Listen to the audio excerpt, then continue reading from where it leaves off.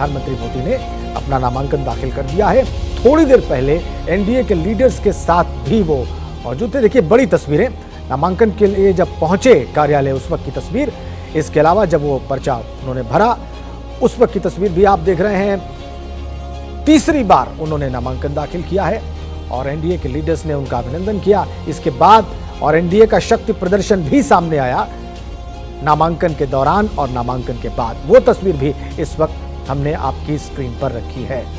हमारे साथ वरिष्ठ पत्रकारों का एक पैनल है जिनके साथ हम समझ रहे हैं इन तस्वीरों के मतलब, इसके अर्थ, इसके निहितार्थ और इसके तमाम आयाम।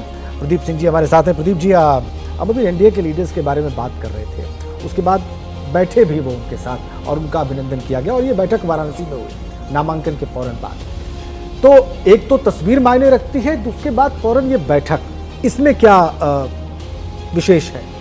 नहीं, देखिए बीजेपी और ख़ास तौर से जब से नरेंद्र मोदी और अमित शाह हैं तब से ये खास बात है कि वो कॉरपोरेशन का चुनाव भी उसी शिद्दत से, उसी जो है गंभीरता से लड़ते हैं जैसे विधानसभा या लोकसभा का चुनाव।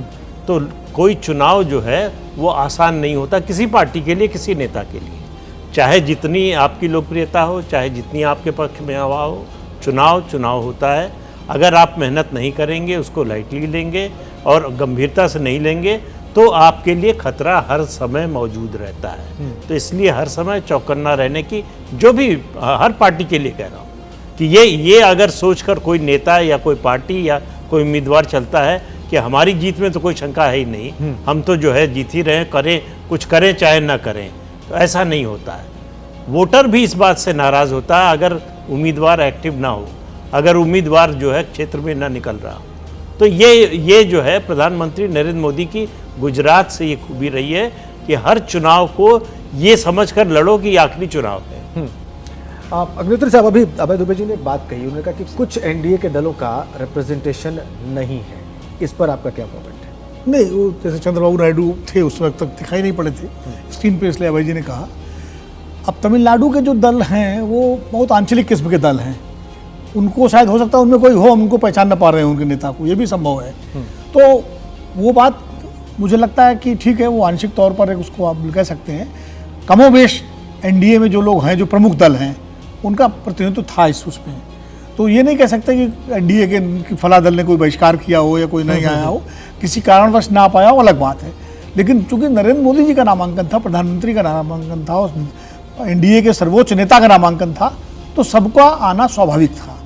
लेकिन महत्वपूर्ण बात यह है कि जो प्रदीप जी ने कही कि आज ही एक अखबार में, एक्सप्रेस में इंटरव्यू में जी जो शिंदे जी का इंटरव्यू छपा, इसमें उन्होंने कहा कि प्रधानमंत्री ने उनसे कहा कि चुनाव को आप हल्के में मत लीजिए, लाइटली मत लीजिए, ओवर कॉन्फिडेंस मत होइए। यानी नरेंद्र मोदी जी संघ से संगठन में आए और संगठन के ही व्यक्ति रहे हैं, तो उन्हें ये मालूम है कि कोई भी चुनाव, वो जब गुजरात विधानसभा का चुनाव लड़ते थे मुख्यमंत्री रहते हुए, तब भी कोई बड़ी चुनौती सामने नहीं होती थी, लेकिन वो एक एक सीट, एक एक इलाका, एक एक वोटर समूह वर्ग सबको ध्यान में रख के चुनाव लड़ते थे। वही वो लोकसभा में भी यही संदेश उन्होंने, शायद आज की बैठक में भी, जो बैठक बनारस में आप कह रहे हो रही है एनडीए घटक दलों के, उसमें भी ये बात कही होगी उन्होंने कि भाई चुनाव को चुनाव की तरह लीजिए और ओवर कॉन्फिडेंस मत होइए। ठीक है, महत्वपूर्ण बात।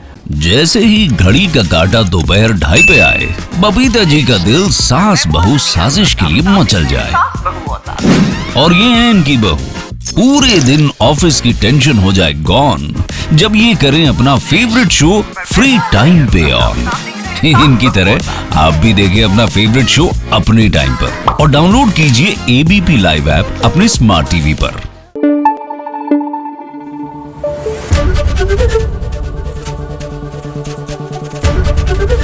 एबीपी न्यूज आपको रखे आगे।